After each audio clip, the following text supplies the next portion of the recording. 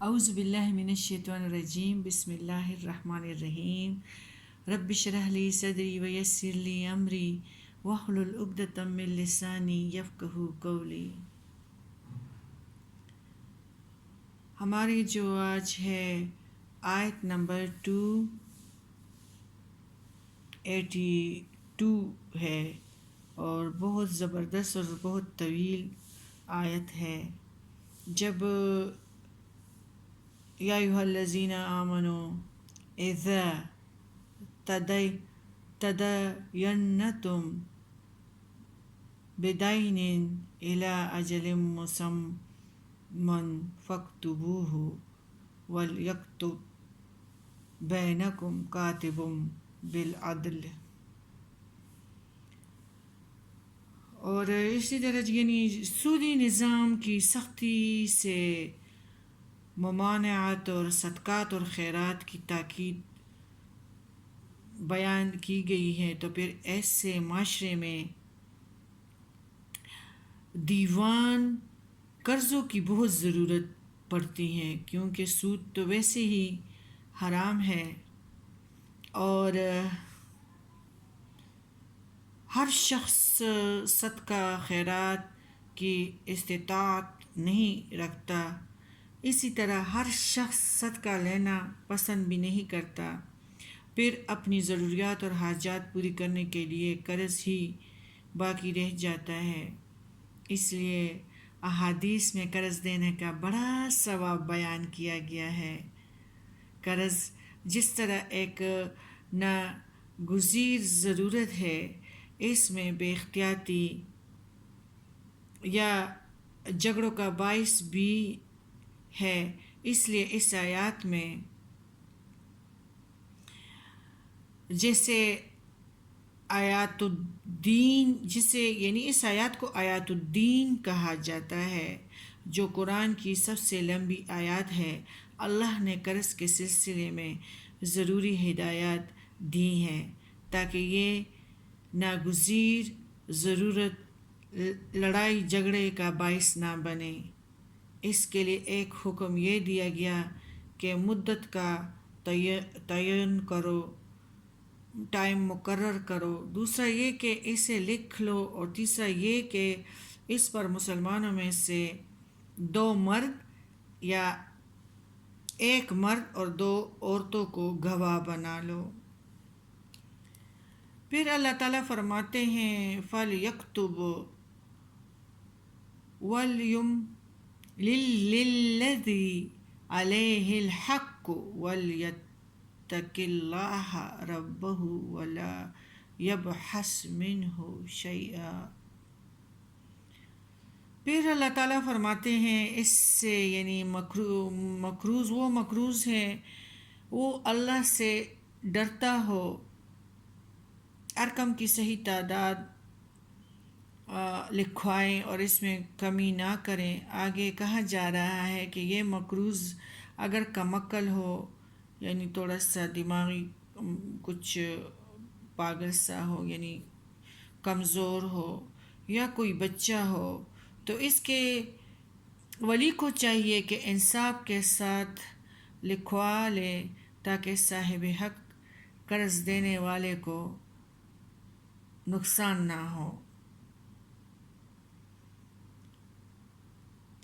یعنی جن کی دینداری اور عدالت پر تم مطمئن ہو۔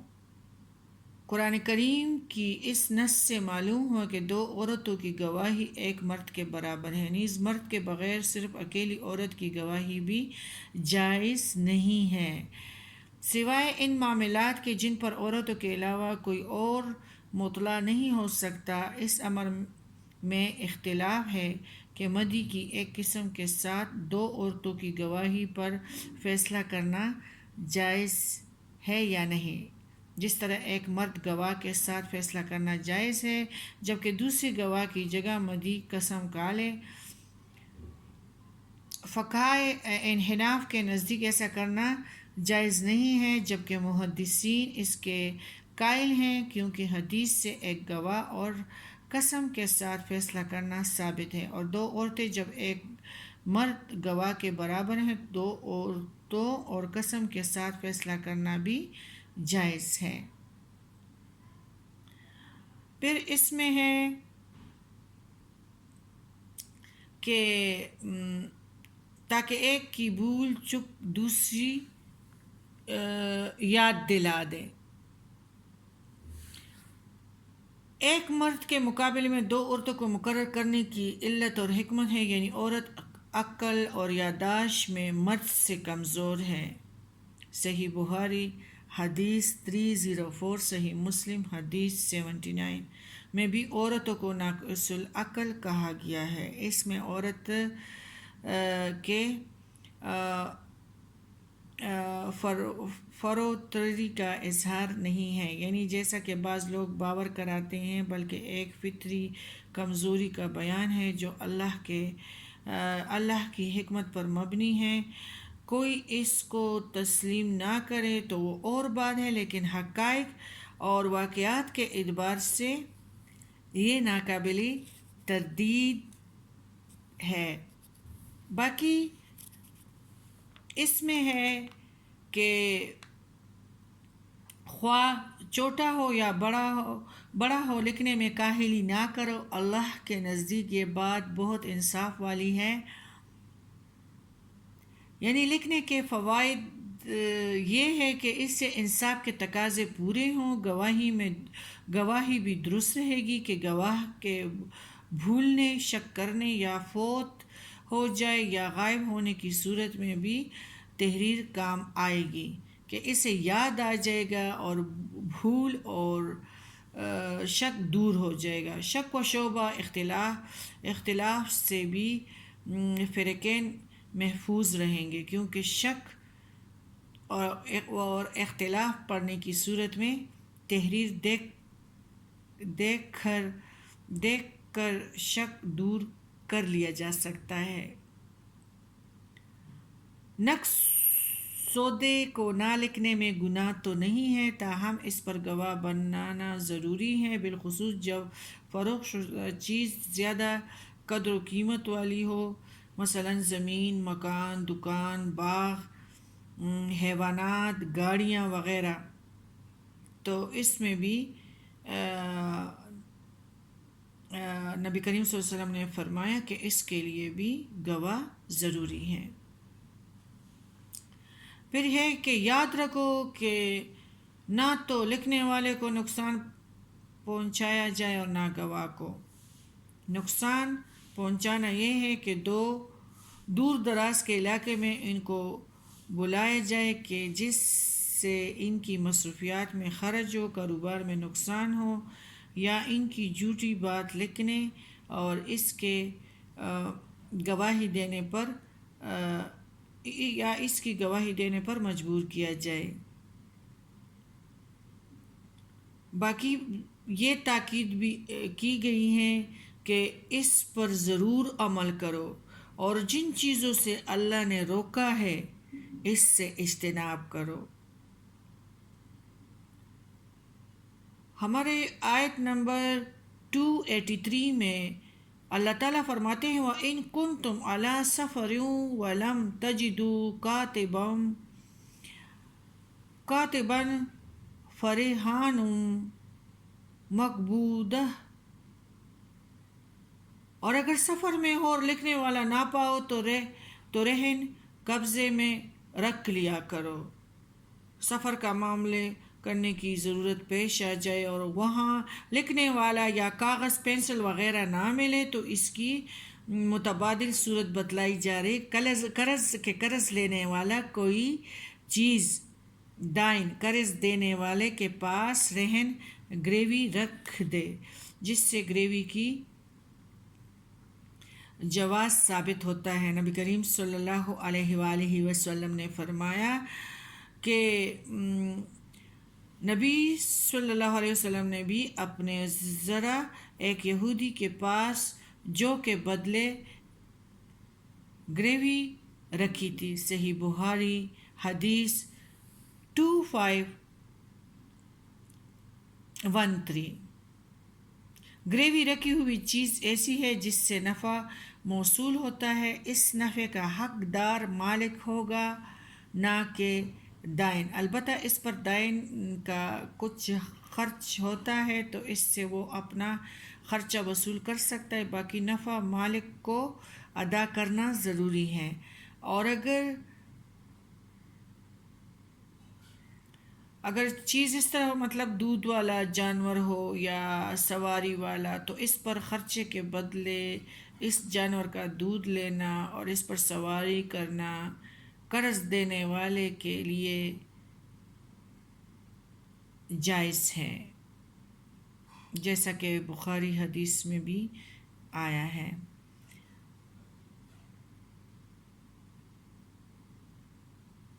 وَلْيَتَّقِ اللَّهَ رَبَّهُ وَلَا تَكْتُمُوا الشَّهَادَةَ، اور اس طرح ہے کہ اللہ سے ڈرتا رہے جو اس کا رب ہے، اور گواہی کو نہ چھپاؤ، اور جو اسے چھپائے گا وہ گناہگار دل والا ہے۔ گواہی کو چھپانا کبیرہ گناہ ہے، اور اس میں تو بہت سخت وعیدیں بھی بہت ساری احادیثوں میں بیان کی گئی ہیں، اس لیے صحیح گواہی دینے کی فضیلت بھی بڑی ہے۔ صحیح مسلم کی حدیث ہے، نبی کریم صلی اللہ علیہ وآلہ وسلم نے فرمایا، وہ سب سے بہتر گواہ ہے جو گواہی طلب کرنے سے قبل ہی از خود گواہی کے لیے پیش ہو جائے۔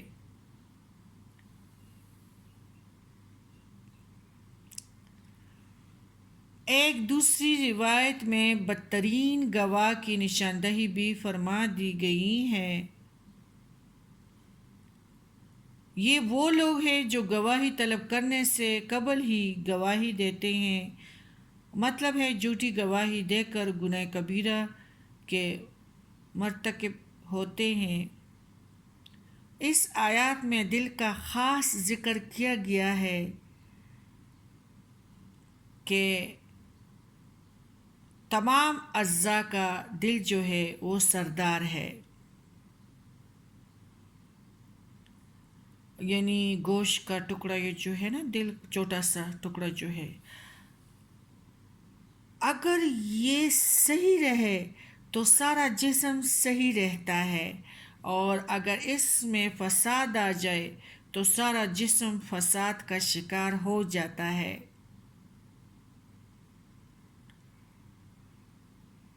صحیح البخاری حدیث 52۔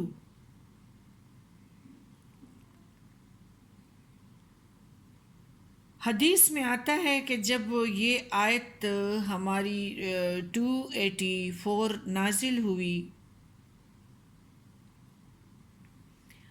تو صحابہ کرامہ بڑے پریشان ہوئے، اور انہوں نے نبی کریم صلی اللہ علیہ وآلہ وسلم کی خدمت میں حاضر ہو کر عرض کیا، اے اللہ کے رسول، نماز، روزہ، زکوٰۃ، جہاد وغیرہ یہ سارے اعمال جن کا ہمیں حکم دیا گیا ہم بجا لاتے ہیں، کیونکہ ہماری طاقت سے بالا نہیں ہے، لیکن دل میں پیدا ہونے والے خیالات اور وسوسوں پر تو ہمارا اختیار ہی نہیں ہے، وہ تو انسانی طاقت ہی سے ماوراء ہے، لیکن اللہ نے ان پر بھی محاسبے کا اعلان فرما دیا ہے۔ نبی کریم صلی اللہ علیہ وآلہ وسلم نے فرمایا، فی الحال تم سمعنا و اطعنا ہی کہو۔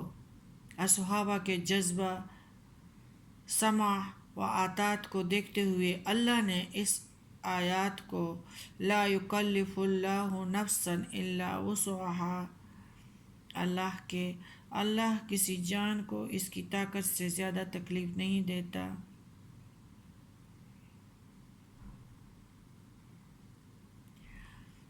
اللہ تعالیٰ نے میری امت سے جی میں آنے والی باتوں کو معاف کر دیا ہے، البتہ ان پر گرفت ہوگی جن پر عمل کیا جائے، جن کا اظہار زبان سے کر دیا جائے، زبان ہو، اور یا حجاج بن یوسف جو آ گئے مکے پر اور زبیر کو شہید کیا، عالم تھا اور قبضے کے لیے آئے تھے، دل میں خیال آیا، طاقت کو استعمال کیا، دل میں خیال آیا، ان کا انورڈ استعمال کیے، طاقت ہے نا، کر سکتے ہو، شیطان نے وسوسہ ڈالا تو نے پختہ ارادہ کر دیا. تو یہ دنیا کی زندگی ڈیل ہے. جب تک اس سے باہر ہو خوب عیش کرو، جب اس کے اندر آؤ گے پھر محاسبہ کیا جائے گا، اللہ معاف نہیں کرے گا. اس گناہ کو یاد رکھو، آج اگر تم نے کسی پہ پردہ ڈال دیا کل اللہ بھی تمہیں معاف کرے گا اور تم پہ پردہ ڈالے گا. اللہ تعالیٰ خود فرماتے ہیں کہ میں نے دنیا میں ان پر یعنی ایک آزمائش چھوڑ دی، اس نے کسی اور پہ پردہ ڈال دیا، محشر کے دن میں اس کے گناہوں پہ پردہ ڈالوں گا.